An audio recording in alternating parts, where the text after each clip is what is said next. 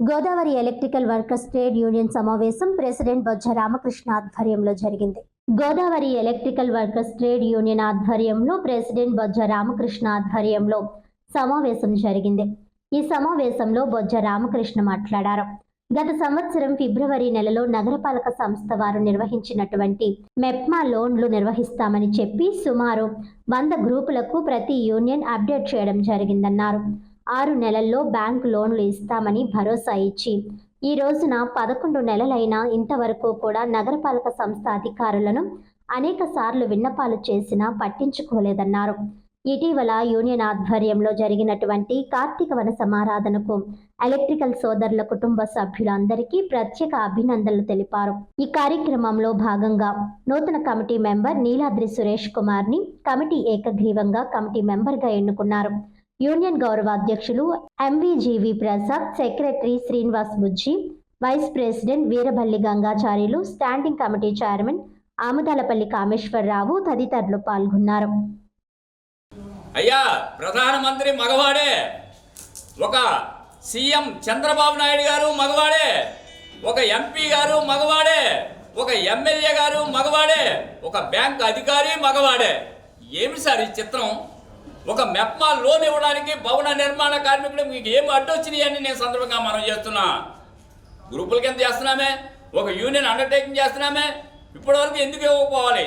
ఇది చాలా దుర్మార్గమైన పని అని ఈ సందర్భంగా మనం చేస్తున్నాం. తక్షణం మెప్మా లోన్లు వెంటనే రిలీజ్ చేయాలని గౌరవనీయులు నూతన కమిషనర్ గారికి వారికి అభినందనలు తెలియజేస్తూ, మరి Godavari electrical worker trade union తరఫున మా యొక్క బాధలను వారికి విన్నవించడానికి ఈ సందర్భంగా మనం చేస్తున్నామని ఈ సందర్భంగా తెలియజేస్తున్నాం.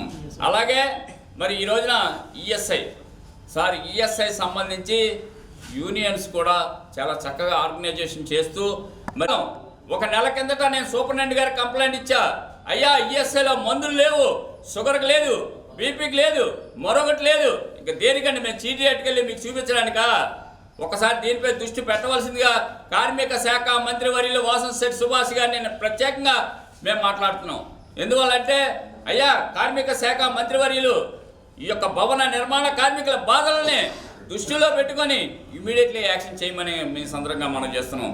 అలాగే మన మిత్రులు పిఎఫ్కు సంబంధించి కేంద్ర ప్రభుత్వ అధికారులు వచ్చి ఉన్నారు. వారు కూడా సలహాలు తీసుకొని ఏదైతే ఎటువంటి సదుపాయాలు ఇస్తుందంటే, ఈ రోజున పిఎఫ్లో అంటే ఇంతకుముందు సంస్థలు మాకు 1952లో ఏర్పాటు చేసిన సంస్థ అండి ఇది. ఈ యొక్క సంస్థలో ముందు పిఎఫ్ అనేది ఎవరికైతే గవర్నమెంట్ ఎంప్లాయీస్కి ఎవరికైతే అన్నిటికీ పిఎఫ్లు ఉన్నాయి, పెన్షన్లు ఉన్నాయి, వాళ్ళకి సంబంధించిన మా వ్యక్తులు చనిపోతే వాళ్ళకి ఇన్సూరెన్స్, వాళ్ళ ఫ్యామిలీకి సెక్యూరిటీ ఉంది, అన్ని రకాల బెనిఫిట్స్ ఉన్నాయి. ఈ ప్రైవేటుగా ఉండే వ్యక్తులకి ఎటువంటి సదుపాయాలు లేవన్న దృక్పథంతో ఏర్పాటు చేసిన సంస్థ ఈ పిఎఫ్. అంటే భవిష్యత్తులో దాచుకుని ఈ వర్కర్లందరూ కూడా ఈ యొక్క సంస్థ నుంచి వాళ్ళ యొక్క ఎంప్లాయర్ ఏమో 12%, వర్కర్ ఏమో ఒక 12%, అంటే ఎంప్లాయర్ ఏమో ఇంకొక శాతం ఎక్స్ట్రా అంటే 13% ఆయన వేస్తారు, 12% ఎంప్లాయీస్ వేస్తారు. మొత్తం కలిపి 25%, ఒక 10,000 రూపాయలు జీతం సంపాదిస్తే 2,000 రూపాయలు వాళ్ళ 2,500 రూపాయలు మా యొక్క దాంట్లో దాచుకునేవాళ్ళు. ఇది పరిస్థితి.